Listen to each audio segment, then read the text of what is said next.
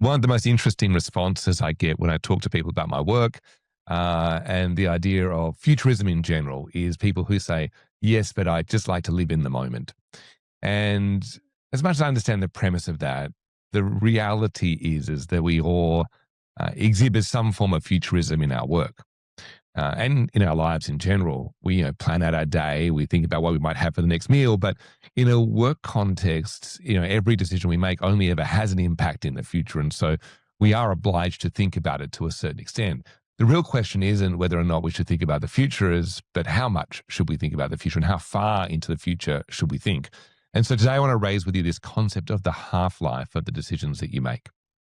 So when I was at Rio Tinto, my role there was part of an internal scenario planning team, and our job was to look at the environment in which some of Rio's really big decisions play out. So if they're going to invest $1 billion in a new mine site and extending the railway line and upgrading the port, the question is how will we know if that's a good idea and over what time frame should we be thinking?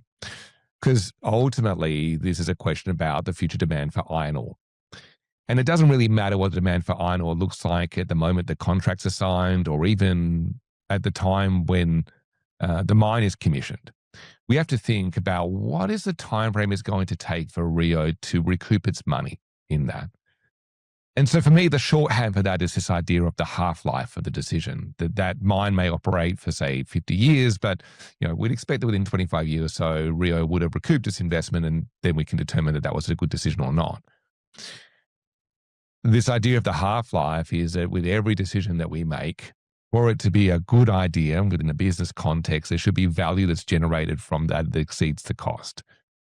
And if we can't generate that value at some point around the half-life of the impact of that decision, then probably it's something that we probably might have avoided investing in the first place. Now, leaders all the time are making decisions with different types of half-lives. So we think about, say, taking on a new employee. And that new employee, originally there's a cost attached to it in terms of the recruitment, the onboarding. They're not really effective straight away. We'd probably want to expect that that employee gives us a good couple of years, 2 to 3 years of service. I mean, ideally we'd like longer, but first couple of years of service would probably be a really wonderful return on our investment. And we make all different types of decisions about this all the time. And I just want you to think about the half-life of some of the decisions that you make.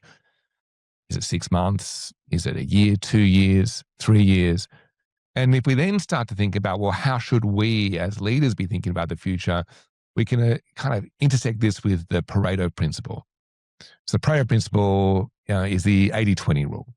So what is the period of time that catches 80% of the half-lives of our decisions? And I'd argue that if you're in most type of leadership roles, you're probably going to find that time frame sits somewhere around 2 to 3 years.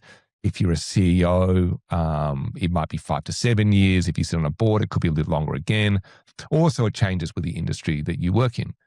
So if you work in infrastructure, then the half-life of decisions goes up versus things where you're involved in, say, procurement or fast-moving consumer goods. So this framing, though, of the half-life of our decisions is a really great way of thinking about how strategic we need to be, how big picture, how far into the future we need to be thinking. So as with these sessions, the idea is to give you some time to think about that now. So in a second, we're going to close off this recording. We're going to have 5 minutes or so, just some little reminders along the way of the timestamps in that journey to give you the opportunity to think about this question. The question is, what is the period of time that you should be thinking about on a regular basis in your work? What is the period of time that catches 80% of the half-lives of the decisions that you're regularly making? Have a think about that, and we'll catch you again soon.